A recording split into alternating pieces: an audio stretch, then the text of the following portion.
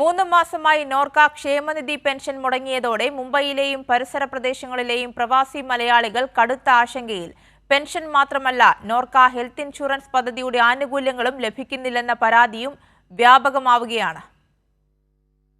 ക്ഷേമനിധിയിൽ വർഷങ്ങളായി വിഹിതമടച്ച് അംഗത്വമെടുത്ത് ആയിരക്കണക്കിന് പ്രവാസി മലയാളികൾക്കാണ് കഴിഞ്ഞ 3 മാസമായി പെൻഷൻ ലഭിക്കാത്തത്.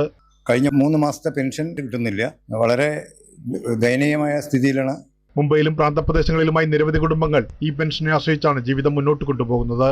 അതിനാൽ പെൻഷൻ മുടങ്ങിയത് വലിയ സാമ്പത്തിക പ്രതിസന്ധിയാണ് സൃഷ്ടിച്ചിരിക്കുന്നത്. പെൻഷൻ മുടങ്ങാൻ കാരണമായ സാഹചര്യം സർക്കാർ ഉടനെ വ്യക്തമാക്കണമെന്നും കുടിശ്ശിക തുക എത്രയും വേഗം വിതരണം ചെയ്യണമെന്നും സാമൂഹ്യ പ്രവർത്തകരായ കൃഷ്ണൻകുട്ടി നായരും PK ലാലിയും ആവശ്യപ്പെട്ടു. അതിനുശേഷം മെയ്, ജൂൺ, ജൂലൈ ഈ മാസത്തെ 3 മാസത്തെ കിട്ടിയിട്ടില്ല. ഞങ്ങൾക്ക് കിട്ടിയിട്ടില്ല എന്നല്ല പ്രശ്നം. കാരണം അതിനേക്കാൾ കൂടുതൽ നമ്മളിവിടെ സംരംഭകരായിട്ട് കുറേ ആൾക്കാർക്ക് ഇതിൽ ചേർത്തിരുന്നു. നമ്മൾ അവർ ചോദിക്കുമ്പോൾ നമുക്ക് മറുപടി പറയാനൊന്നുമില്ല. പിന്നെ അതുപോലെ തന്നെ നമ്മൾ മെഡിക്ലെയിം എടുത്ത ആൾക്കാരുണ്ട്.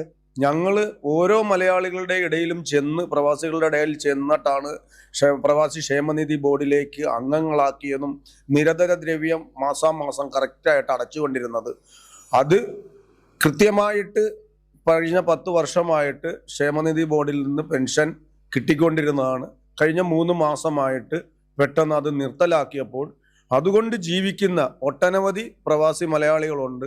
അവര് അരക്ഷിതാവസ്ഥയിലാണ്. അതേസമയം 2 വർഷം മുമ്പ് ആരംഭിച്ച നോർക്ക ഹെൽത്ത് ഇൻഷുറൻസ് പദ്ധതിയുടെ ആനുകൂല്യങ്ങളും നിരവധി ഗുണഭോക്താക്കൾക്ക് ഇതുവരെ ലഭിച്ചിട്ടില്ലെന്നാണ് വിവിധ പ്രവാസി സംഘടനകളുടെ ആരോപണം. 3 മാസമായിട്ട് ഇപ്പോൾ പെൻഷൻ ലഭിക്കുന്നില്ല.